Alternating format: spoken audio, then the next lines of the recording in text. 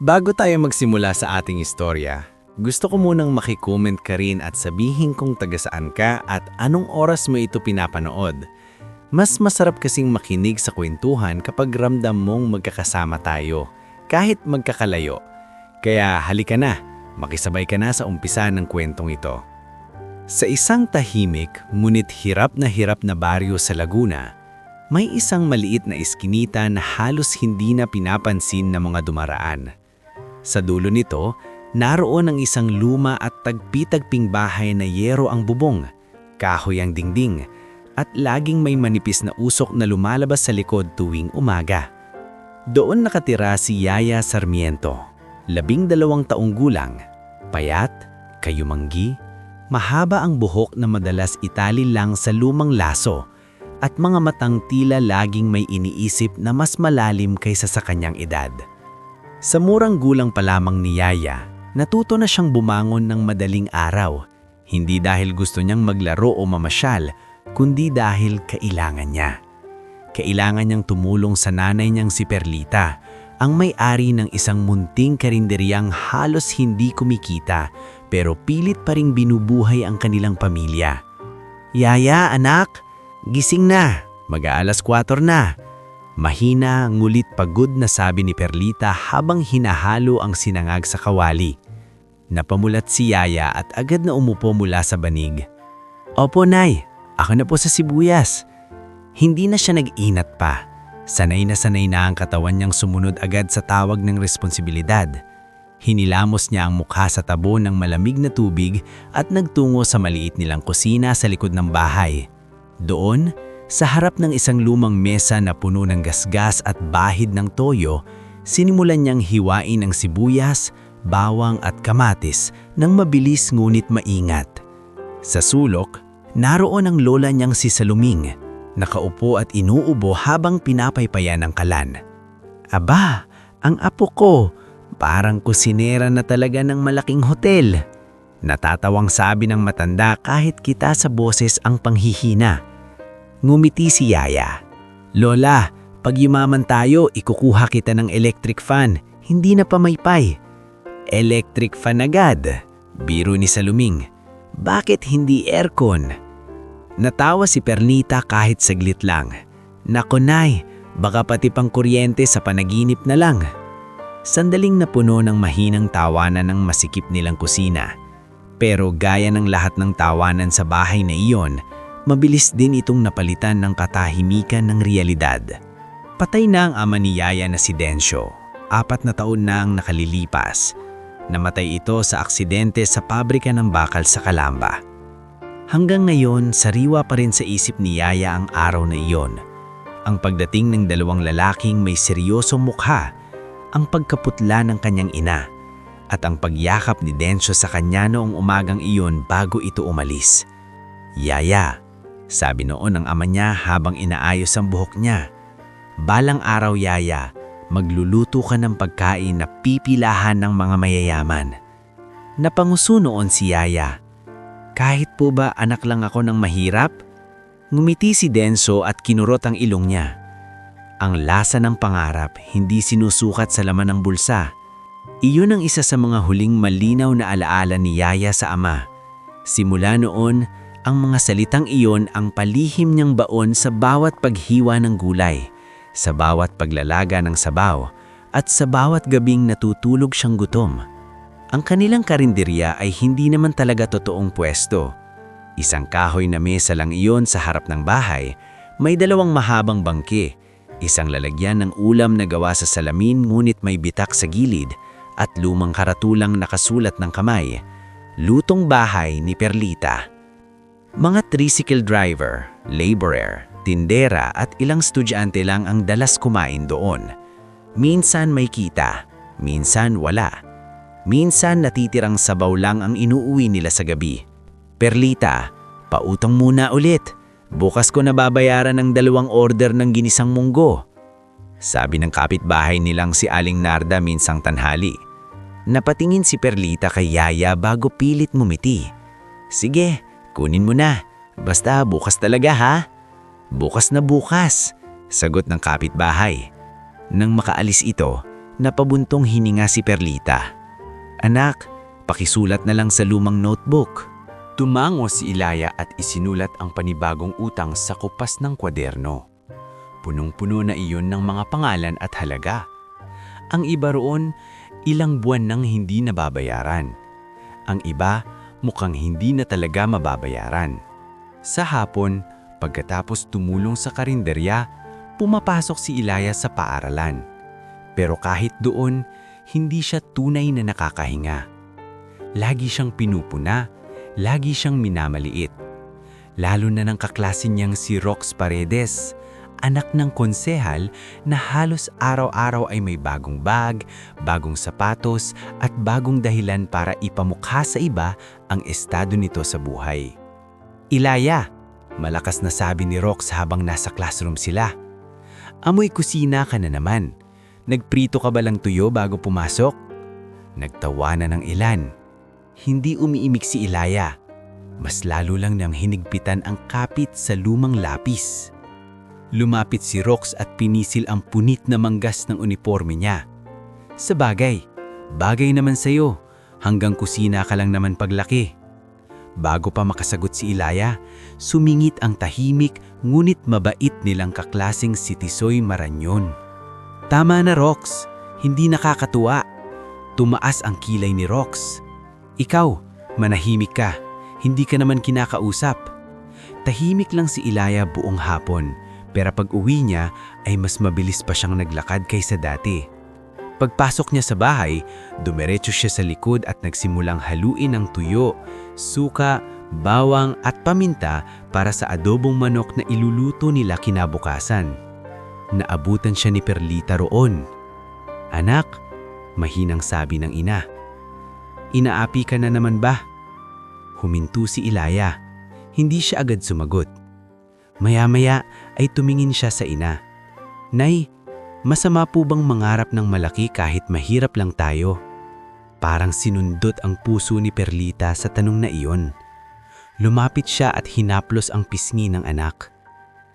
Hindi masama anak. Ang masama, yung pinapaniwala ang kanilang bawal kang mangarap. Pero bakit parang lahat po gustong ipaalala sa akin na mahirap lang tayo? Doon na napaluha si Perlita, pero pinigilan niya. Kasi hindi nila alam kung gaano kakayaman sa tiyaga at puso. Hindi sumagot si Ilaya. Tumanggo lang siya. Pero sa dibdib niya, may munting apoy na lalong tumibay. Kinagabihan, dumating ang lola niyang si Saluming na may dalang kaunting gulay mula sa likod bahay ng kapitbahay na nagpahiram sa kanila. Oh, Ilaya, sabi nito. Turuan mo nga ako ulit nung timpla mo sa sabaw. Yung nilagyan mo ng luya at kaunting dahon ng sili. Ang sarap nun. Napangiti si Ilaya. Itinuro po yun ni Itay. Manakas sa tatay mo. Kapag nagluluto ka parang may yakap. Napahinto si Ilaya. Hindi niya alam kung bakit pero sa simpleng sinabi ng lola niya, biglang uminit ang pakiramdam niya. Ang pagluluto para sa kanya ay hindi lamang trabaho. Hindi lamang tulong sa nanay. Iyon ang paraan niya para maramdamang may naiiwan pang bahagi ng kanyang ama sa buhay nila. Sa mga sumunod na araw, lalong humirap ang sitwasyon nila. Tumaas ang presyo ng bigas, lumiit ang benta at may naniningil na naman sa utang ni Perlita sa palengke. Ang aling Vevey, ang mataray na tindera ng rekado, ay halos ipahiya na siya sa maraming tao. Perlita, hindi charity ang tindahan ko. 3 linggo ka nang may utang sa akin. Nakiusap lang naman ako, Vevey. Sa Sabado makakabayad ako. Sabado lagi, baka next year mo pa ako bayaran. Nakatayo sa gilid si Ilaya, hawak ang supot ng sibuyas. Gusto niyang sumagot pero pinigilan niya ang sarili. Mas masakit dahil nakita niyang yumuko ang nanay niya. Pag-uwi nila, tahimik lahat. Kahit ang bunso niyang kapatid na si Selly na karaniwang madaldal ay hindi umiimik habang naglalaro ng tansan sa sahig. Ang kapatid naman niyang si Bimo ay nakatungo lang, gumagawa ng assignment sa ilaw ng lumang bumbilya. Bandang gabi, may kumatok sa pinto. Pagbukas ni Perlita, bumungad si Mando kay Lau, katiwala ng pinakamayamang pamilya sa kanilang baryo, ang mga Vergara. "Perlita," sabi ni Mando, "may ipakisusuyo sana ako. Malaking pamilya ang Vergara at may mahalagang okasyon sa mansyon sa Makalawa. Kailangan ng dagdag tao sa kusina." "Anong klaseng okasyon po?" Tahadyang yumugo si Mando bago sumagot. "Lamay, pumanaw daw si Don Leo Vigildo Vergara." Natigilan si Perlita. Nako? Si Don Leo Vigildo? Oo, maraming bisita ang inaasahan. Kailangan ng marunong sa lutong bahay. Baka pwede ka. May bayad naman, hindi man kalakihan pero siguradong cash. Hindi agad nakasagot si Perlita. Kita sa mata niya ang pag-iisip, pagod, hiya, pangangailangan. "Sasama rin po ako, Nay." Biglang singit ni Ilaya mula sa likod. Lumingon si Mando sa kanya. "Marunong ka ba, bata?" Bago pa makasagot si Perlita, tuwid na tumingin si Ilaya. "Opo, marunong po akong maghiwa, maghanda at magtimpla ng sabaw." Pinagmasdan siya ni Mando, saka tumanggo. "Mukhang masipag ka nga. Sige, kung payag ang nanay mo."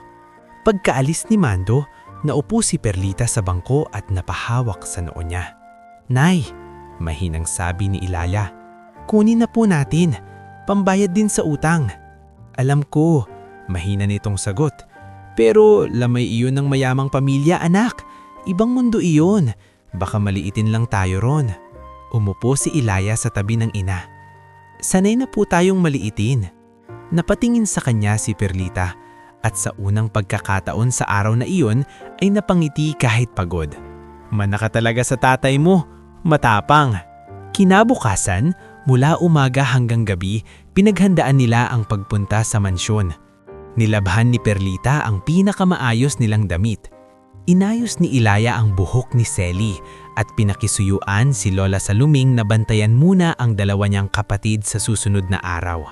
Habang nagtutupi siya ng apron, napatigil siya nang makita ang lumang sandok ng ama niya na nakasabit pa rin sa dingding. Kinuha niya iyon at marahang hinimas. "Itay, sana po gabayan niyo ko bukas." Sa labas, tahimik ang gabi, pero sa loob ng dibdib ni Ilaya ay parang may paparating na hindi niya maipaliwanag. Hindi pa niya alam na ang pagpasok niya sa kusina ng mga Vergara ay hindi lang basta trabaho para sa isang lamay. Hindi pa niya alam na iyon ang magiging pintuan papunta sa masalimuot, masakit, ngunit napakalaking pagbabago sa buhay niya at ng buong pamilya niya. Bago tayo magpatuloy sa ating istorya, gusto ko munang makicomment ka rin at sabihin kung taga saan ka at anong oras mo ito pinapanood ngayon. Nakakatuwang isipin na habang binubuksan natin ang susunod na bahagi ng kwentong ito, may mga kasama tayong nakikinig mula sa iba't ibang lugar. Kaya halika, simulan na natin ang mas matinding yugto ng buhay ni Ilaya. Kinabukasan, maaga pa lang ay gising na si Ilaya. Hindi niya halos naramdaman ang lamig ng umaga dahil mas malakas ang kabang tumitibok sa loob ng dibdib niya. Habang hinihigpitan niya ang pagkakatali ng lumang laso sa kanyang buhok, napatingin siya sa salamin na may bitak sa gilid. Mukhang lang siyang karaniwang batang babae mula sa maralitang eskinita. Ngunit sa araw na iyon, pakiramdam niya ay para siyang may haharapin na mas malaki kaysa sa simpleng pagtulong sa kusina. Sa tabi niya, tahimik na nag-aayos ng damit si Perlita. Suot nito ang pinakamalinis nilang blouse, kahit kupas na ang kulay at ilang beses nang natahi ang laylayan. "Anak," mahinang sabi ni Perlita habang inaayos ang kwelyo ni Ilaya. "Doon ka lang lagi sa tabi ko, ha? Huwag kang basta lalakad mag-isa sa malaking bahay na yon." "Opo, Nay. Tutulong lang po ako." Lumapit si Lola Saluming mula sa pintuan at inabot ang isang maliit na panyo kay Ilaya. "Ilagay mo to sa bulsa mo. Sa malalaking bahay, hindi lang luha ang pinupunas, minsan pati pawis ng kaba." Ngumiti si Ilaya at kinuha ang panyo. "Salamat po, Lola." Maya-maya lang ay dumating si Mando kay Lau sakay sa lumang multicab ng mga Vergara. Tahimik ang biyahe. Habang papalayo sila sa eskinita, mas lumalawak ang daan, Mas gumaganda ang mga bahay at mas nagiging tahimik ang paligid. Nakatunga lang siya sa bintana. Sa unang pagkakataon ay para siyang pumapasok sa mundong lagi lang niyang naririnig sa tsismis ng baryo. Pagdating nila sa ancestral house ng mga Vergara, sandaling hindi nakagalaw si Ilaya. Napakalaki ng bahay. Mataas ang gate na bakal. May malawak na bakuran, may mga punong mahogani sa gilid, at sa gitna ng harap ay may fountain na tila hindi man lang pinapatay kahit may lamay sa loob. Puti ang pintura ng bahay, ngunit dahil sa itim na mga tela at puting bulaklak sa paligid, parang nabalot iyon ng lamig at bigat. "Bilis, Perlita!" Tawag ni Mando. Nasa likod ng kusina, marami nang dumarating. Pagpasok nila sa likod bahay, doon pa lang ay parang piyesta na ang laki ng preparasyon. May malalaking kaldero, mahabang mesa ng sangkap, trays ng karne, gulay, prutas at iba't ibang klaseng tinapay. May mga kasambahay na naglalakad pabalik-balik, may nag-aayos ng tasa, may naghihiwa ng gulay at may naglalabas ng mga upuan para sa mga bisita. Sa gitna ng lahat, nakatayo ang isang babaeng matangos ang ilong, mahigpit ang pagkakatali ng buhok at tila laging may naiinis sa mukha. Siya si Nerissa Bulan, ang head housekeeper ng mga Vergara. "Ikaw si Perlita?" Malamig nitong tanong. "Opo," sagot ni Perlita. "Iyan ang anak mo?" "Opo." Tinignan ni Nerissa si Ilaya mula ulo hanggang paa. "Bata pa, huwag mong hayaang maging sagabal." Bago pa makasagot si Perlita, mabilis na yumuko si Ilaya. "Hindi po ako sagabal, marunong po akong tumulong." Bahagyang tumaas ang kilay ni Nerissa. Tignan natin. Ipinwesto sila sa pinakalikod ng kusina. Tungkulin ni Perlita ang timpla ng mga ulam para sa mga darating na bisita, habang si Ilaya ay pinaghuhugas, pinaghihiwa at pinaghahanda ng mga sangkap. Sa kabila ng kaba, mabilis gumalaw ang bata. Maingat siyang maghiwa ng sibuyas, pantay ang laki ng hiwa ng luya at maingat na pinupunasan ng mga tray bago ipasa sa katabing kusinera. "Ang bilis ng kamay mo," bulong ng isang matandang kusinera na nagngangalang Aling Fema. "Tinuruan po ako ng tatay ko noon," mahina niyang sagot. "Sayang, bata ka pa pero trabaho agad ang pasan." Ngumiti lang si Ilaya pero hindi siya sumagot. Sanay na siya sa ganoong tingin ng tao, halong awa at paghanga. Pagsapit ng hapon, dumami na ng dumami ang mga bisita. Sa bukas na pintuan ng kusina, tanaw ni Ilaya ang unahan ng bahay. Puro mamahaling kotse ang nakahilerang dumarating. May mga babae sa mamahaling itim na damit, mga lalaking nakabarong at mga kilalang tao sa bayan na isa-isang pumapasok sa bulwagan. Maya-maya ay narinig na ang mahinang usapan ng dalawang kasambahay. "Hindi pa rin ako makapaniwalang patay na si Don Leo Vigildo," sabi ng isa. "Ako rin," sagot ng isa. "Parang ang bilis." May sabi-sabi pa nga na may pinag-aawayan daw sa mana. "Shh, baka marinig tayo." Napalingon si Ilaya pero agad din siyang bumalik sa ginagawa. Hindi niya dapat iniintindi ang usapang mga mayayaman. Nandoon lang siya para magtrabaho, para makatulong ang nanay niya ng sapat pambayad sa utang. Bandang 7:00 ng gabi, unti-unti nang napapagod ang lahat sa kusina. Mainit ang paligid, mabigat ang amoy ng nilulutong karne at sabaw, at halatang puyat na rin ang mga tao. Ngulit doon naman napansin ni Ilaya ang isang malaking bandehado ng lugaw na tila wala pang humahawak. "Para saan po yan?" tanong niya kay Aling Fema. "Para sa mga matatandang bisita raw, pero hindi pa natitimplahan ng maayos, hindi na maasikaso ng iba." Lumapit si Ilaya at sinilip ang kaldero. Masyadong maputla ang timpla, parang walang buhay. Sa kung anong dahilan, naalala niya ang tinurong sabaw ng ama niya, yung may luya, bawang, kaunting asin at dinurog na dahon ng sili para may init, ngunit banayad pa rin sa sikmura. "Tita Fema," maingat niyang sabi, "pwede ko po bang ayusin ang timpla?" Napatingin ang matanda sa kanya. "Sigurado ka?" "Opo." Hindi alam ni Ilaya kung saan niya nakuha ang tapang na yon. Marahil sa gutom nilang pamilya, marahil sa alaala ng ama niya, o marahil dahil pakiamdam niyang may kakaiba sa gabing iyon. Kumuha siya ng maliit na kawali, naggisa ng bawang at luya hanggang lumabas ang bango, saka iyon dahan-dahang idinagdag sa lugaw. Naglagay siya ng tamang asin, kaunting paminta at ilang pirasong dahon ng sili na pinino niyang mabuti. Pagkatapos ay tinikman niya. Pimikit siya sandali. Parang yakap. Parang may nagsabing tama. Ang bango, sabi ng Aling Fema. Hindi lasang lutong lamay. Gusto ko po kasing may init sa tiyan pero hindi mabigat, sabi ni Ilaya. Hindi nagtagal ay mas pumasok sa kusina na isang lalaking nakaitim na barong. Makisig ngunit malamig ang mukha. Siya si Silvano Vergara, anak ni Don Leo Vigildo. Sa unang tingin pa lang ay naramdaman na agad ni Ilaya ang bigat ng presensya nito. Nerissa, Tawag ni Silvano. Siguraduhin mong maayos ang lahat. Maraming importanteng tao sa labas. Opo, Sir Silvano, sagot agad ni Nerissa. Nasilip ni Silvano ang likod ng kusina at napadaan ang tingin nito kina Perlita at Ilaya. Saglit itong huminto. Sino sila? Dagdag tao lang po galing sa baryo, sagot ni Nerissa. Tiyaking walang aabuso sa pagkain. Malamig nitong sabi, saka tumalikod agad. Nasaktan si Perlita sa paraan ng pagsasalita nito, pero hindi na siya kumibo. Hinawakan niya lang ang braso ni Ilaya na para bang pinapaalalahanan siyang magtiis na lang. Lumalim ang gabi. Mas bumigat ang hangin sa loob ng bahay. Sunod-sunod pa rin ang dading ng bisita, ngunit kapansin-pansin na unti-unting nananahimik ang mga tao. May kung anong tensyon sa paligid na hindi maipaliwanag ni Ilaya. Minsan, sumilip siya mula sa pinto ng kusina patungo sa bulwagan. Doon niya unang nasilayan ang kabaong ni Don Leo Vigildo. Napapalibutan iyon ng puting bulaklak.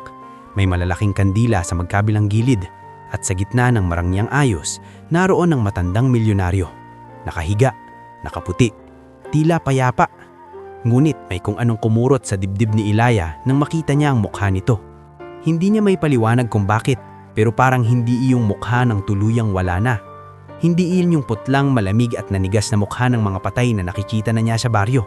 May kakaibang kulay pa ito. Parang hindi lubusang nawalan ng init. Anak, tawag ni Perlita mula sa likod. Dalhin mo nga itong tray ng lugaw sa side table para sa mga matatandang bisita. Opo, sagot ni Ilaya. Maingat niyang binuhat ang tray. Habang naglalakad siya sa gilid ng bulwagan, ramdam niya ang bigat ng mga matang nakatingin sa kabaong, ang mahihinang bulungan ng mga nakikiramay, at ang amoy ng kandilang humahalo sa bulaklak at pabango. Sa side table niya sana ilalapag ang tray, ngunit napatigil siya nang mapansin niyang walang tao sa tabi ng kabaong. Nasa kabilang bahagi ang mga bisita. Nasa harap naman sina Silvano at isang babaeng nakaitim na bestida at mamahaling perlas, si Brinya, ang hipag nitong kilalang mapagmataas sa buong bayan. Napatingin muli si Ilaya kay Don Leo Vigildo at lalo siyang kinilabutan. Para bang may bahagyang panginginig sa gilid ng labi nito o baka guni-guni lang niya.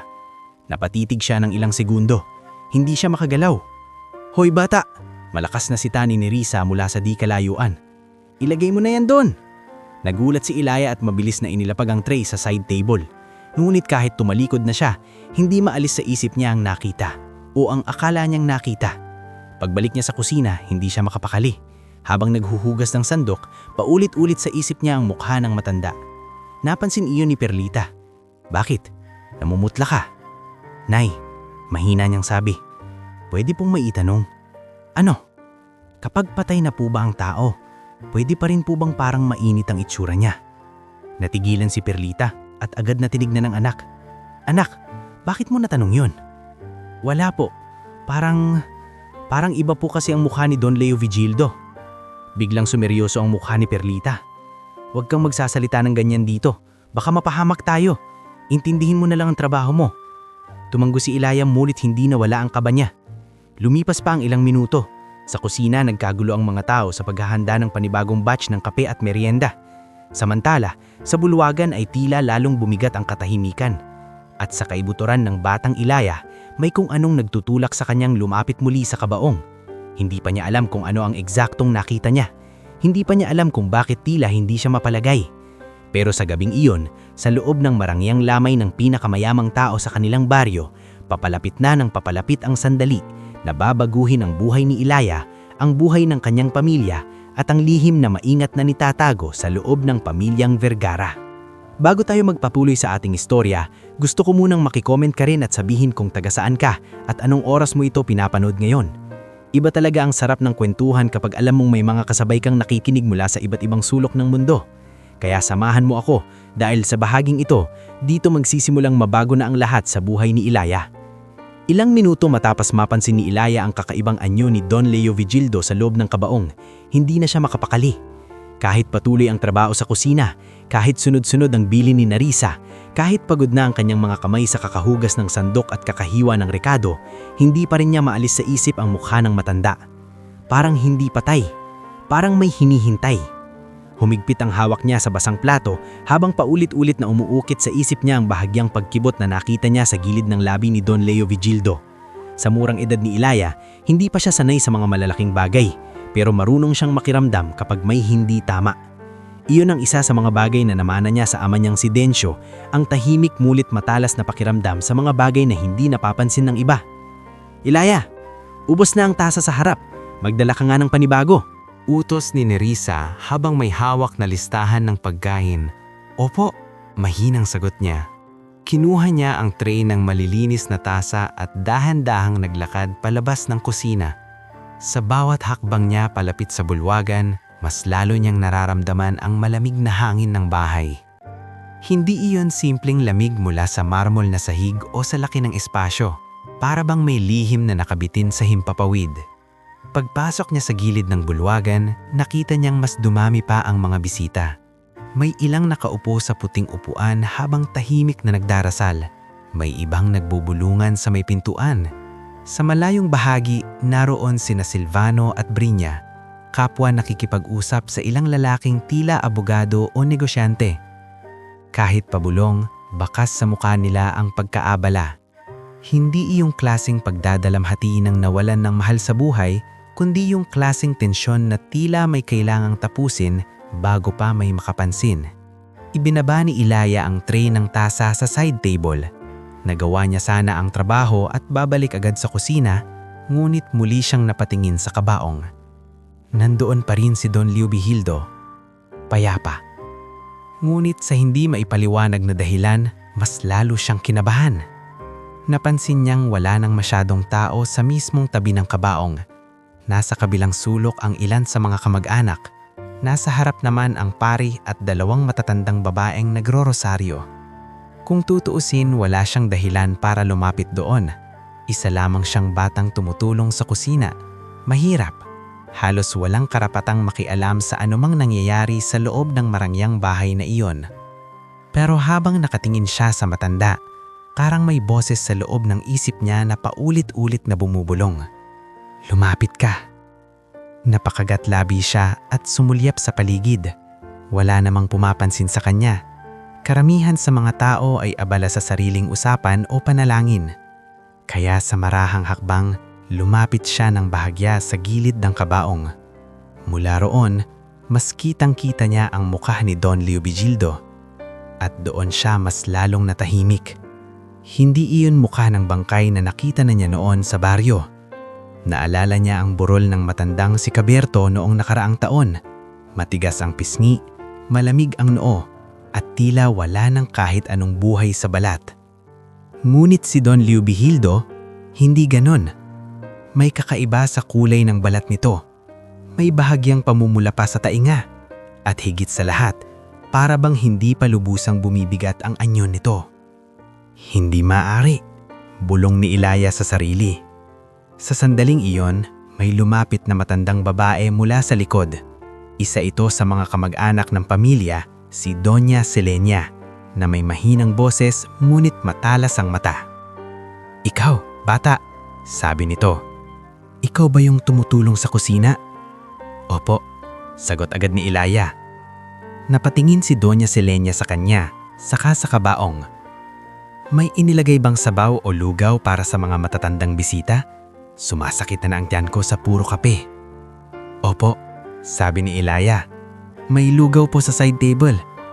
Sige, ikuha nga ako. Kaunting-kaunti lang. Mabilis na tumanggo si Ilaya at bumalik sa side table. Habang nagsasalin siya ng lugaw sa maliit na mangkok, muling sumagi sa isip niya ang mukha ni Don Leo Vigildo. Gusto niyang balikan iyon. Gusto niyang masigurado kung tama ba ang kutob niya. Bumalik siya kay Doña Selenia at inihawak ang mangkok. Mainit po, mag-ingat po. Tinanggap iyon ng matanda at ngumiti ng bahagya. Mukhang maingat na bata. Bago pa makasagot si Ilaya, narinig nila ang matinis na boses ni Brinya mula sa di kalayuan. Silvano, kailangan nating kausapin si Attorney Basconian ngayong gabi. Hindi pwedeng maantala ang pirmahan. Napatingin agad si Ilaya. Bahagyang sumangot si Silvano. Hindi ngayon dito. Mas lalong hindi bukas, malamig na sagot ni Brinya. Habang malinaw pa ang lahat, kailangan nang ayusin ang mga dokumento. Hindi man lubos niyang marinig ang lahat, sapat na iyon para makabuo ng kakaibang pakiramdam sa dibdib ng bata. Lamay ng ama nila, ngulit papeles at pirmahan ang laman ng usapan. Mga tao talaga. Pabulong na sabi ni Doña Selenia habang hinihipa ng lugaw. Hindi pa na ililibing, mana na agad ang iniisip.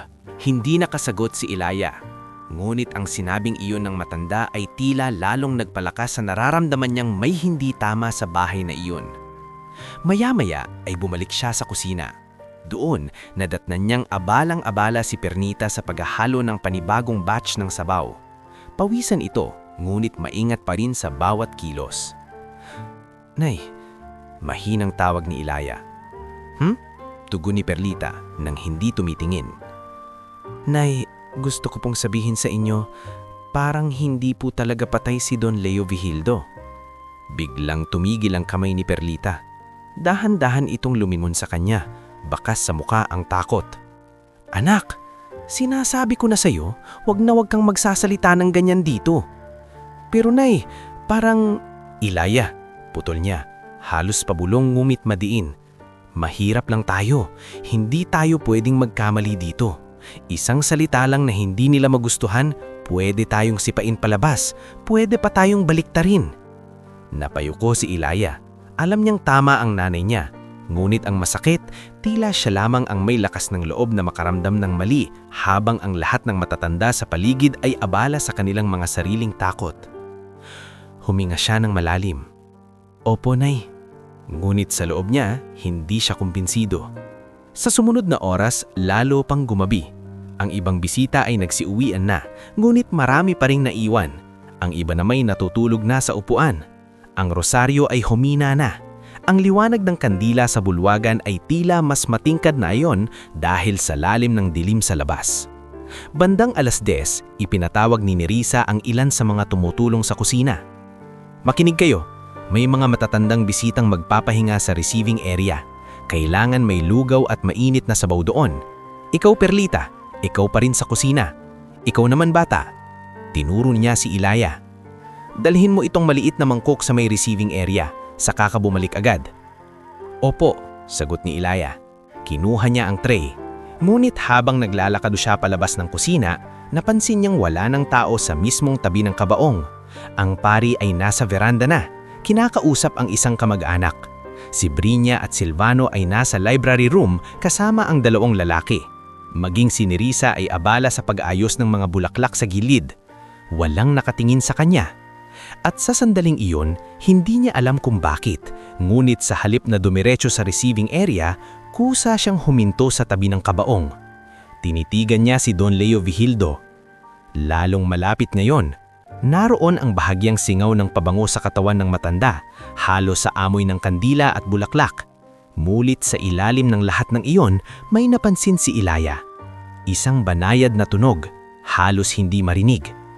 Para bang may hanin na pilit lumalabas. Napakurap siya. Inilapit niya ang sarili ng kaunti. At doon niya nakita. May bahagyang paghangat sa dibdib. Napaatras siya ng kaunti sa gulat. Diyos ko! Bulong niya. Hindi siya makahinga. Nanlalamig ang kanyang mga palad. Ngunit sa halip na takot ang manaig, awa ang unang pumasok sa puso niya. Paano kung buhay nga? Paano kung naririnig ng matanda ang lahat ngulit hindi makagalaw? Paano kung alam nitong inilalamay na siya? Naninginig ang mga daliri ni Ilaya habang hawak ang tray. Hindi niya alam kung sino ang tatawagin. Hindi niya alam kung maniniwala ba ang tao. Ngunit alam niyang wala siyang oras para matigilan. Naalala niya ang lugaw na hawak niya. Mainit pa, banayad ang timpla, yung timplang parang yakap. Dahan-dahan siyang lumapit sa ulahan ng kabaong. Don, Mahinang bulong niya, bagamat naninginig ang boses niya. Kung buhay pa po kayo, pakinggan niyo po ako. Walang tugon. Napalunok siya. Sumulyap siya sa paligid. Wala pa ring nakatingin sa kanya. Kaya sa pinakaingat na paraan, kinuha niya ang maliit na kutsara nasa tray. Sumalok ng kaunting sabaw mula sa lugaw at marahang inilapit iyon sa gilid ng labi ng matanda. Tikman niyo po, kahit kaunti lang. Ipinatong niya ang patak ng sabaw sa labi ni Don Leo Vigildo. At sa mismong sandaling iyon, nangyari ang bagay na habang buhay na mababakas sa isip niya. Bahagyang gumalaw ang lalamunan ng matanda. Nawala ang mga mata ni Ilaya. Hindi siya makahinga. Muntik niyang mabitawan ang kutsara. Napaatras siya pero hindi niya maialis ang tingin sa mukha ni Don Leo Vigildo. Makalipas ang ilang segundo, bahagyang kumibot ang daliri ng matanda. Tuluyan ang nanginig ang tuhod ni Ilaya. "May tao po!" Sigaw niya nang hindi namamalayan. "May gumalaw po!" Sa isang iglap, nagkagulo ang buong bulwagan. Napalingon ang mga natitirang bisita. Napatayo sa gulat ang ilang natutulog. Tumakbo palabas ng library si Silvano kasama si Brinya. Mula sa kusina, nabitawan ni Perlita ang sandok at mabilis na tumakbo palapit. "Anong nangyari?" Sigaw ni Nerissa. "Nerissa!" Sigaw ni Brinya. "Ano na naman yung kabubuhan na yan?" "Nakita ko po," nanginginig na sabi ni Ilaya. "Gumalaw po siya. Gumalaw po si Don Leo Vigildo." "Tumahimik ka," mariing sigaw ni Silvano. "Anong klaseng kabastusan yan sa harap ng patay?"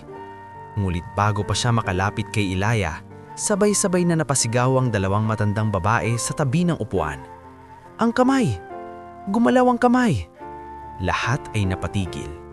Doon, sa gitna ng lamay, sa harap ng kabaong na inaakalang huling hantungan na ng milyonaryo, muling kumibot ang kanang kamay ni Don Leo Vigildo.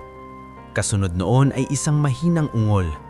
At sa loob lamang ng ilang segundo, ang bahay na kanina'y puno ng malamig na pagluluksa ay naging isang lugar ng sindak, takot at kaguluhan dahil ang lalaking inilalamay nila ay hindi pa pala tuluyang patay.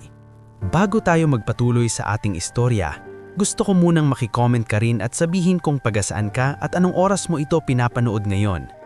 Mas masarap talagang sumabay sa kwento kapag ramdam mong may kasama kang nakikinig at kinikilig, nagugulat at naiiyak sa bawat tagpo. Kaya samahan mo ako dahil sa bahaging ito, tuluyan ng babaliktad ang gabing akala ng lahat ay isang simpleng lamay lamang.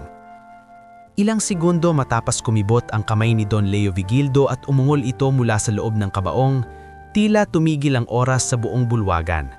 Ang ilang babaeng nakaupo sa unahan ay napahiyaw. Ang isang matandang lalaki ay halos matumba sa sobrang gulat.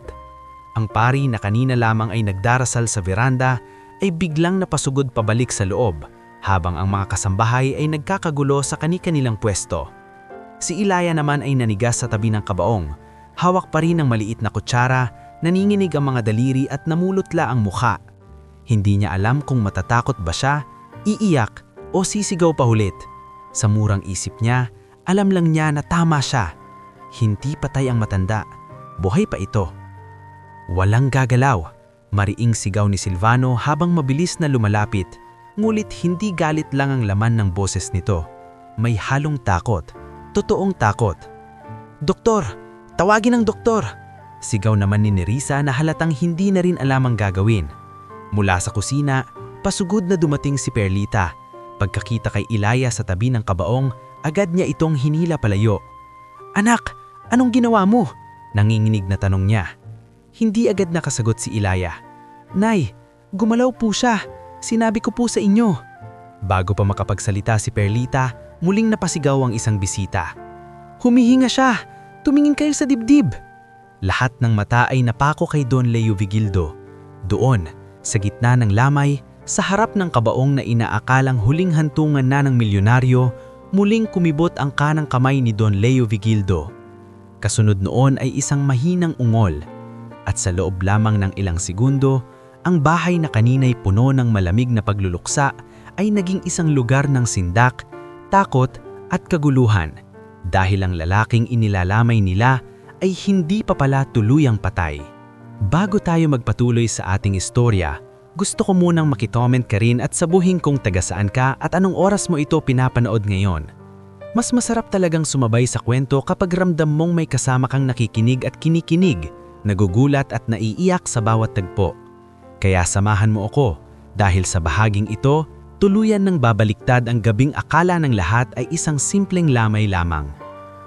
Ilang segundo matapos kumibot ang kamay ni Don Leo Vigildo at umungol ito mula sa loob ng kabaong, tila tumigil ang oras sa buong bulwagan. Ang ilang babaeng nakaupo sa unahan ay napahiyaw. Ang isang matandang lalaki ay halos matumba sa sobrang gulat. Ang pari na kanina lamang ay nagdarasal sa veranda ay biglang napasugod pabalik sa loob, habang ang mga kasambahay ay nagkakagulo sa kani-kanilang pwesto. Si Ilaya naman ay nanigas sa tabi ng kabaong. Hawak pa rin ng maliit na kutsara, naninginig ang mga daliri at namumutla ang mukha. Hindi niya alam kung matatakot ba siya, iiyak o sisigaw pa ulit. Sa murang isip niya, alam lang niya na tama siya. Hindi patay ang matanda, buhay pa ito. Walang gagalaw, mariing sigaw ni Silvano habang mabilis na lumalapit. Ngunit hindi galit lang ang laman ng boses nito. May halong takot, totoong takot. "Doktor! Tawagin ang doktor!" Sigaw naman ni Nerissa na halatang hindi na rin alam ang gagawin. Mula sa kusina, pasugod na dumating si Perlita. Pagkakita kay Ilaya sa tabi ng kabaong, agad niya itong hinila palayo.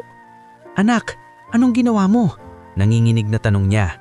Hindi agad nakasagot si Ilaya. "Nay, gumalaw po siya. Sinabi ko po sa inyo." Bago pa makapagsalita si Perlita, muling napasigaw ang isang bisita. "Humihinga siya! Tumingin kayo sa dibdib!" Lahat ng matahay napako kay Don Leo Vigildo. Doon, sa gitna ng lamay, sa harap ng kabaong na inaakalang huling hantungan na ng milyonaryo, muling kumibot ang kanang kamay ni Don Leo Vigildo. Kasunod noon ay isang mahinang ungol. At sa loob lamang ng ilang segundo, ang bahay na kanina'y puno ng malamig na pagluluksa ay naging isang lugar ng sindak, takot at kaguluhan dahil ang lalaking inilalamay nila ay hindi pa pala tuluyang patay. Parang sabay-sabay na nabuhusan ng malamig na tubig ang lahat. Ang dalawang lalaking bantay sa lamay ang unang lumapit. Nanginginig pa ang kanilang mga kamay habang dahan-dahan nilang binuksan ang taas ng kabaong. Pagbukas na pagbukas nito, mas naging malinaw ang mahinang paggalaw ng dibdib ni Don Leo Vigildo. "Imposible!" Pabulong na sabi ng isa sa mga abogado sa gilid. "Hindi ito imposible," matalim na sabi ni Dr. Gerson habang sinusuri ang pulso ng matanda. "Napakahina ng tibok pero meron. Kailangan siyang buhatin ngayon din. Ihanda ang sasakyan. Hindi, hintayin. Mas mabuti, tumawag ng ambulansya. Ngayon na." "Paano nangyari yan?" sabay na sabi ng isang matandang kamag-anak. Walang sumagot agad. Sa loob ng ilang segundo, si Ilaya lang ang nakatayo sa gilid na parang hindi na naririnig ang kaguluhan. Ang tingin niya ay nakapako lang sa matanda. Sa isip niya, bumabalik ang sandali ng dumikit ang mainit na sabaw sa labi nito, ang bahagyang paglunok, ang unang kibot. Hindi niya maunawaan ang lahat pero malinaw sa kanya may nangyari roong hindi basta tsamba lamang. Habang ang iba ay tumatakbo para sa tuwalya, kumot at tubig, si Dr. Gerson ay mabilis na nagbigay ng paunang lunas. "May injection ba kayong dala rito? Oxygen, kahit portable." "Sa klinik pa, Doc," sagot ng isa. "Bilisan ninyo." Sa gitna ng gulo, muling gumalaw ang mga labi ni Don Leo Vigildo. Hindi pa buo ang mata niya ngunit tila pinipilit niyang dumilat. Isang paunggol na tunog ang lumabas sa kanya, saka bahagyang tumagilid ang ulo. "Daddy!" sigaw ni Silvano, sabay lapit. Ngunit bago pa niya mahawakan ang balikat ng ama, itinaas ni Dr. Gerson ng isang kamay. "Huwag mo munang galawin, wala pa tayong alam sa kondisyon niya." Napatigil si Silvano, ngunit kitang-kita ni Ilaya ang ekspresyon sa mukha nito. Hindi purong pag-aalala, may kaba, may galit, at higit sa lahat, may pagkainis na parabang may nangyaring hindi dapat nangyari. Samantala, si Brinya ay napahawak sa dibdib niya. "Abay, himala ito! Himala!" Ngunit si Doña Selenia na kanina patahimik sa isang sulok ay malamig na tumingin sa kanya. Himala nga siguro, pero may himalang hindi langit ang may gawa. May tao rin ang may kasalanan kung bakit siya muntik ng mailibing ng buhay. Napatingin ang lahat sa matanda, walang agad nagsalita, pero ang sinabi niyang iyon ay tila unang patak ng ulan bago ang isang malakas na bagyo. Maya-maya ay dumating ang ambulansya. Sa tulong ng mga lalaki sa bahay at ng doktor, maingat nilang inilabas si Don Leovigildo mula sa kabaong at inihiga sa stretcher. Habang binubuhat siya, napadaanan ng bahagyang dilat ng mata ng matanda kay Ilaya. Hindi pa malinaw ang tingin, hindi pa buo ang ulirat, ngunit tila sa lahat ng tao sa silid, ang batang nasa tabi ng bulaklak ang una niyang nakita. Siya! Halos walang tunog ang lumabas sa labi ng matanda. Nayakap ni Ilaya ang sarili sa gulat. Anong sabi niya? Tanong ni Perlita. Hindi sigurado si Ilaya, baka nagkamali lang siya ng dinig, ngunit pakiramdam niya, siya ang tinutukoy nito. Nang isakay na sa ambulansya si Don Leovigildo, gusto sanang sumama ni na Silvano at Brinya, ngunit inunahan sila ni Dr. Herson. Isa lang ang pwedeng sumama, sobrang sensitibo ng kondisyon niya. Ako ang anak, madiin na sabi ni Silvano. At ako ang doktor na magliligtas ng buhay niya. Huwag mo akong diktahan, sagot ni Dr. Herson ng walang takot. Sa huli, si Silvano ang sumama, ngunit bakas sa mukha nito ang pagkainis na hindi niya ito maitago. Si Brinya naman ay naiwan sa mansyon, pilit kinakalma ang sarili habang kausap ang ilang kamag-anak at kasambahay. Pagkaalis ng ambulansya, hindi pa rin humuhupa ang gulo sa bahay. May mga bisitang gustong umuwi agad, may mga gustong malaman ang nangyari, may mga naniniwalang milagro iyon, may mga naniniwalang may malaking kapabayaan na nangyari, at may mga gaya ni Doña Selenia na tahimik lang ngunit halata ng malalim na ang iniisip. Si Ilaya ay nakatayo pa rin sa gilid kasama si Perlita. Nay, mahinang sabi niya, kasalanan ko po ba? Agad siyang hinarap ni Perlita. Bakit mo naman nasabi yan? Kasi ako po ang lumapit. Ako po ang nagpakain ng sabaw. Baka hindi dapat. Hindi na natapos ni Ilaya ang sinasabi dahil niyakap siya ng ina. Mahigpit, mainit. Parang gusto nitong ipaalala sa kanya na sa gabing iyon, hindi kahihiyan ang dala niya kundi isang bagay na walang sino man sa bahay na iyon ang nagawa. Anak, pabulong na sabi ni Perlita, kung hindi ka lumapit, baka nailibing siyang buhay. Sa unang pagkakataon mula nang magulo ang lahat, tuluyang napaiyak si Ilaya. Hindi malakas, hindi hysterical, kundi iyong iyak ng batang pilit naging matapang sa gitna ng takot, ngunit ngayon lang pinahintulutang maramdaman ng bigat ng nangyari. Habang niyayakap siya ni Perlita, unti-unting lumalapit ang ilang tao sa kanila. Naroon si Aling Fema, si Mando, at maging ang ilang kasambahay na kanina pa tahimik na nagmamasid. Ikaw ba yung batang nagsabi na gumalaw si Don Leovigildo? Tanong ni Mando. Tahimik na tumanggo si Ilaya. Anong nakita mo? Maingat na tanong ni Aling Fema. Parang huminga po siya, tapos napalunok si Ilaya. Pinatakan ko po ng konting sabaw sa labi niya. Nagkatinginan ng mga nasa paligid. Sabaw? Tanong ni Mando.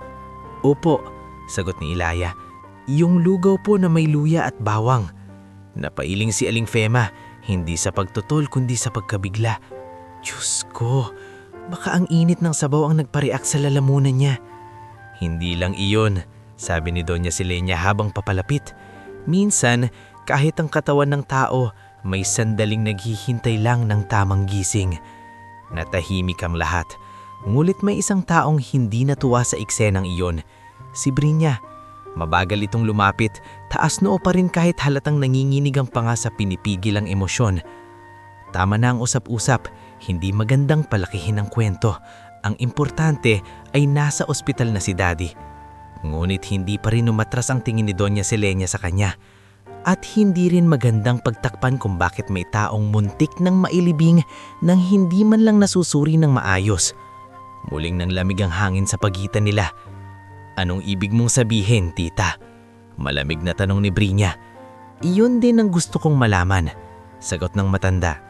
Napansin ni Ilaya na sa likod ng makinis at maayos na mukha ni Brinya ay may bahagyang pagpintig sa sentido nito.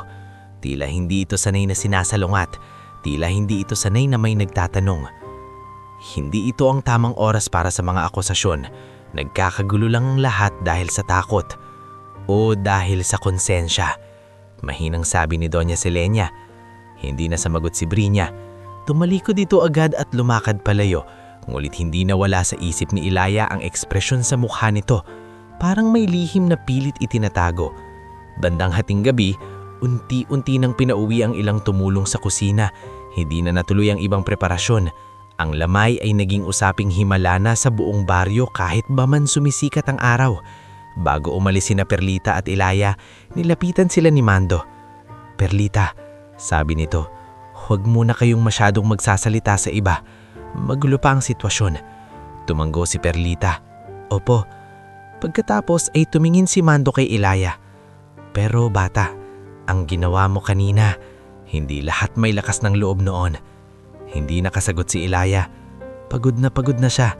Ngulit sa kaibuturan ng puso niya, may kung anong pakiramdam na hindi pa tapos ang lahat. Ang gabing iyon ay hindi lamang tungkol sa paggising ng isang milyonaryo mula sa kabaong. Pakiramdam niya, iyon pa lamang ang simula ng mas malaking lihim na unti-unting magbubukas. At tama ang kutob niya.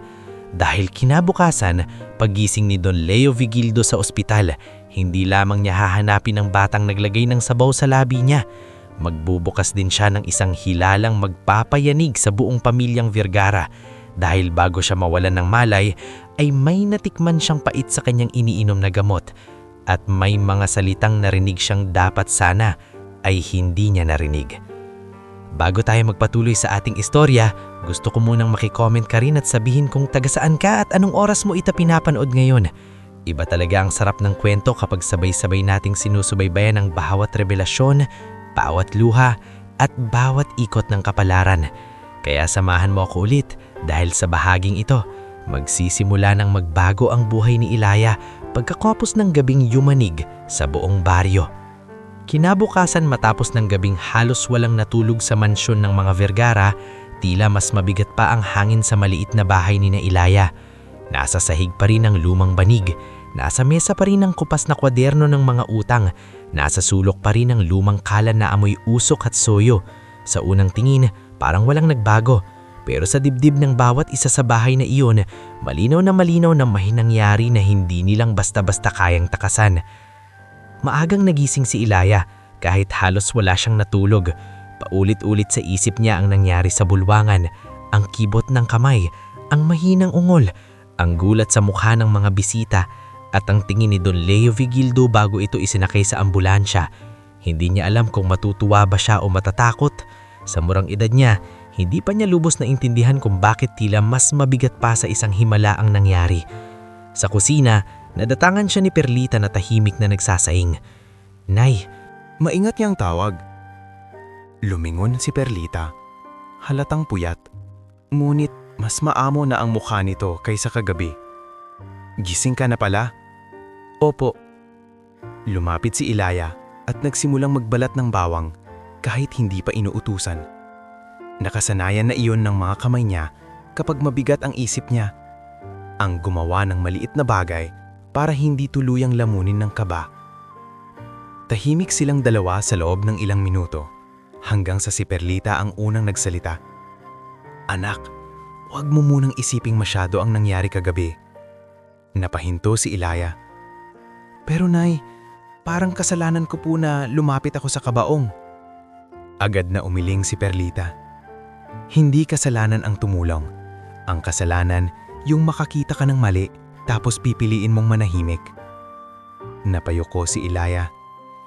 Bakit po parang ang sama ng tingin sa akin ni na Sir Silvano kagabi?" Doon bahagyang natigilan si Perlita. Hindi ito agad sumagot. Sa halip, hinalo muna nito ang sinahing parang doon ibinubuhos ang iniisip. "Kasi minsan anak," mahina nitong sabi, "kapag may katotohanang biglang lumilitaw, ang unang natatakot ay hindi yung inosente. Kadalasan, yung may tinatago." Natahimik si Ilaya. Hindi niya lubos na unawaan ang ibig sabihin noon, pero ramdam niya ang bigat ng mga salitang iyon. Sa kabilang sulok, umubo si Lola sa luming at dahan-dahang umupo sa may bangkok. "Hindi pa man nag-aalmusal, puro bigat agad ang usapan," sabi nito. Pilit na nagpapagaan ng tono. "Ilaya apo, halika nga ito." Lumapit ang bata. "Huwag mong kakalimutan ng isang bagay," sabi ni Saluming habang hinahaplos ang ulo niya.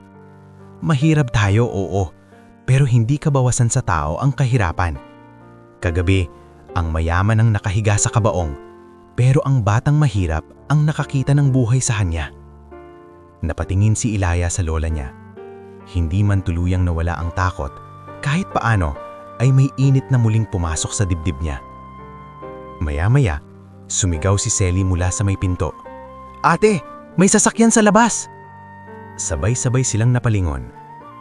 Hindi naman pangkaraniwan sa eskinita nila ang makakita ng itim na sasakyan, lalo na iyong mukhang pag-aari ng mayaman.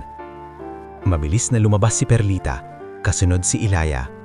Sa harap ng bahay, nakaparada ang parehong multicab na minaneho ni Mando noong nakaraang araw. Ngunit sa pagkakataong iyon, mas maayos ang porma ng lalaki at tila mas mabigat ang dahilan ng pagpunta niya. Pagkakita pa lang niya sa kanila, agad siyang bumaba. "Perlita," sabi niya, "pinapapunta kayo sa ospital." Nanlamig ang batok ni Ilaya. "Bakit po?" "Gising na si Don Leo Vigildo," sagot ni Mando, "at may hinahanap siyang bata." Napatakip si Selly sa bibig. Si Bimo naman ay napatayo mula sa ginagawa nitong assignment. Si Lola Saluming naman ay dahan-dahang umingon sa Ilaya. "Hinanap po ako," tanong ni Ilaya, halos pabulong. Tumanggo si Mando. Ikaw raw yung batang nagbigay sa kanya ng sabaw." Napatingin si Perlita kay Ilaya bago siya huminga ng malalim. "Kailan tayo dapat pumunta?" "Ngayon na sana, hindi rin natatahimik ang matanda. Paulit-ulit niyang sinasabi kay Dr. Herson na dalhin ninyo ang bata at ang nanay nito." Muling bumilis ang tibok ni Ilaya. Ang pakiramdam niya'y parang may malaking pinto na bubukas. Ngunit hindi niya alam kung liwanag o unos ang nasa likod noon. Pagkatapos magbihis ng kanilang pinakamaayos na damit, sumakay sina Perlita at Ilaya kay Mando. Habang bumabiyahe sila patungong ospital sa bayan, wala halos nagsasalita. Sa bintana lang nakatingin si Ilaya. Dumadaan ng mga tindahan, tao, tricycle at eskinita. Ngunit tila malayo ang lahat sa isip niya. Sa wakas, nagsalita si Mando mula sa unahan. "Bata?" "Opo," sagot ni Ilaya. "Tama ba pinatakan mo ng sabaw ang labi ni Don Leo Vigildo?" "Opo." "Bakit mo ginawa?" Napaisip si Ilaya. Hindi niya iyon masagot ng simpleng paraan. "Hindi ko po alam. Parang nagsasabi lang po sa loob ko na buhay pa siya. Tapos naawa po ako." Hindi umikit si Mando sa loob ng ilang sandali. Pagkatapos ay tumanggo ng bahagya. "Hindi lahat ng tao sumusunod sa awa. Marami sa amin kagabi natakot lang." Sa ospital, agad silang sinubuling ni Dr. Herson sa hallway. Nakasuot ito ng puting coat, ngulit kita pa rin sa mukha ang puyat. "Ikaw ba si Ilaya?" "Opo." "Halika, gusto kang makita ni Don Leo Vigildo." Bago sila pumasok, hinarang muna sila ng isang malamig na boses. "Dok, sigurado ba kayong kailangan pang papasukin ng mga yan?" Napalingon sila. Naroon si Brinya, nakaitim pa rin, ngunit mas maayos na ang ayos, tila hindi naapektuhan ng magdamag na kaguluhan. Sa tabi nito ay si Silvano, nakapamulsa at nakasimangot. "Hinahanap sila ng pasyente," matigas na sagot ni Dr. Herson. At gising ang isip niya. "Pero bata lang yan," sabi ni Brinya. "Baka mas lalong malito si Daddy." Hindi sumagot agad si Dr. Herson. Sa halip, dumiretso ang tingin niya kay Silvano. Mas mabuting ang pasyente ang masunod kaysa sa mga taang gustong magdesisyon para sa kanya habang mahina pa siya. Bahagyang kumunot ang noo ni Silvano. "Mag-ingat ka sa paratang, doktor. Mas mag-ingat tayo sa pagbaluktot ng nangyari," sagot ng doktor. Naramdaman ni Ilaya ang pagpisil ni Perlita sa kanyang balikat. Isang tahimik na paalala na huwag magsalita, huwag lumaban, huwag maipit sa away ng mayayaman. Ngunit maya-maya, bumukas ang pinto ng kwarto. Isang nurse ang lumabas. "Doktor, gising na po siya. Hinahanap niya ulit yung bata." Wala nang nasabi sina Brinya at Silvano. Sa wakas, pinapasok sina Ilaya at Perlita. Pagpasok nila sa kwarto, iba ang pakiramdam kumpara sa mansyon.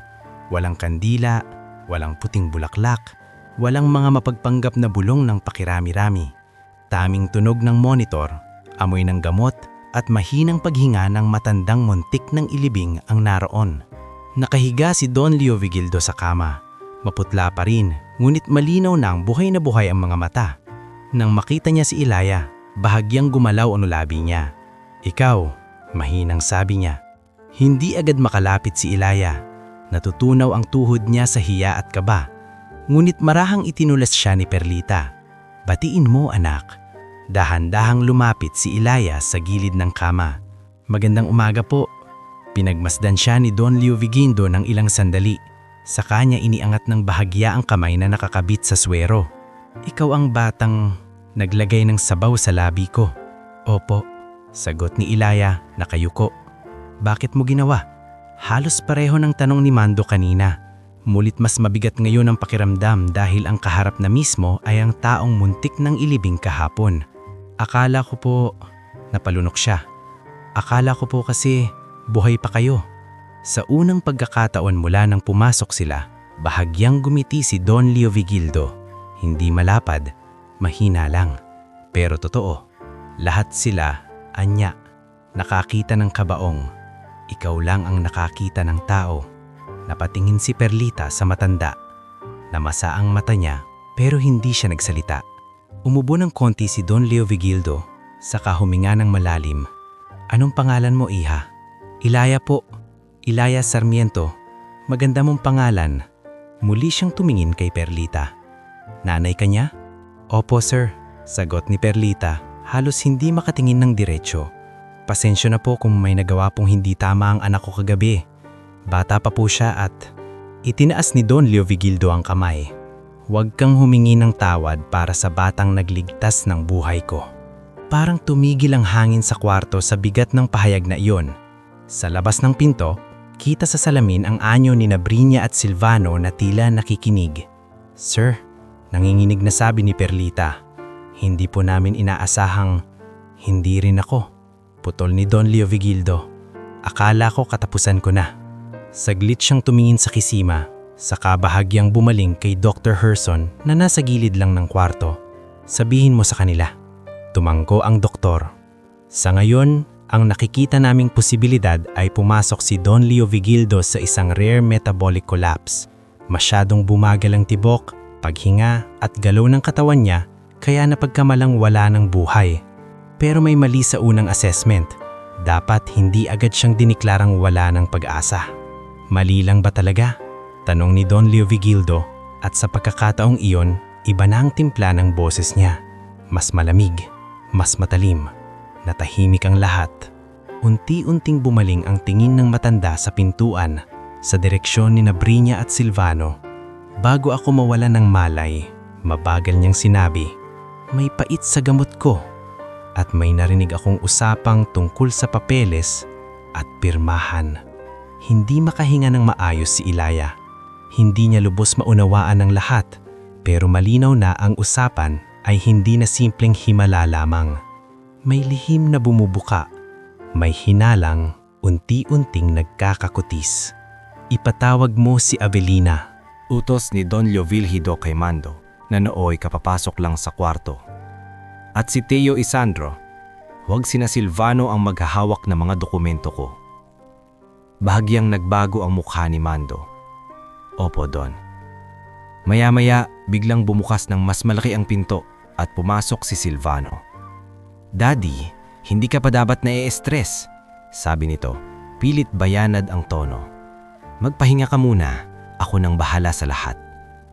Ngunit sa unang pagkakataon mula nang nagising siya, tuwid na tumingin si Don Leo Vigildo sa anak niya. Iyan niya ang ayaw kong mangyari.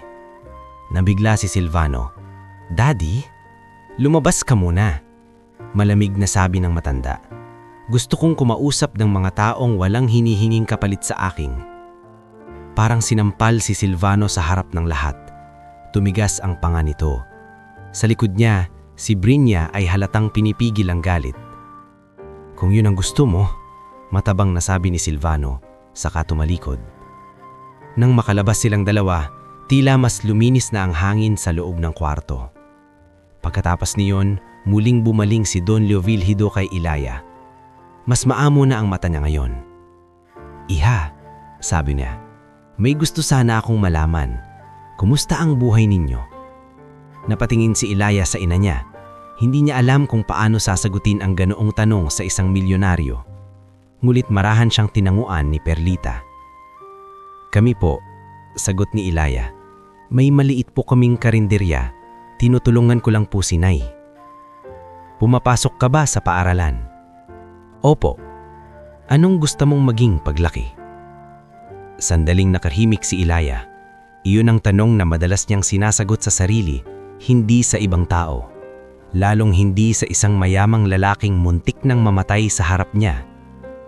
Gusto sana niyang mahiyang ngumiti pero naalala niya ang ama niya. Naalala niya ang lumang sandok sa dingding. Naalala niya ang pangarap na madalas pagtawanan ng iba. "Kusinera po o chef po, kung pwede." At sa unang pagkakataon, natawa ng marahan si Don Leovilhido. Hindi ang tawang mapanlait, kundi tawang may pagkamangha at tuwa. "Pwede," sabi niya, "at simula ngayon, walang sino man ang dapat magsabi sa iyo na hindi pwede." Sa gilid ng kama, napaiyak si Perlita. Hindi niya na napigilan. Sa dami ng taong humamak sa kanila, sa dami ng utang, sa dami ng gabi ng gutom at pagod, ngayon lang niya narinig na may isang makapangyarihang tao na hindi tumingin sa anak niya bilang pabigat o simpleng batang mahirap, kundi bilang isang taong may kinabukasan. At sa sandaling iyon, sa loob ng kwartong amoy gamot at pagbangon mula sa kamatayan, nagsimulang gumalaw ang tadhana ng pamilya Sarmiento, hindi na paatras, kundi pasulong. Ngunit kasabay ng pagbubukas na iyon ay ang mas malinaw na anino ng panganib. Dahil habang pinapahalagahan ng milyonaryo ang batang nagligtas sa kanya, may mga mata sa labas ng pinto na nagsisimula ng tumingin kay Ilaya, hindi bilang himala, kundi banta sa mga lihim na pilit nilang gustong ilibing.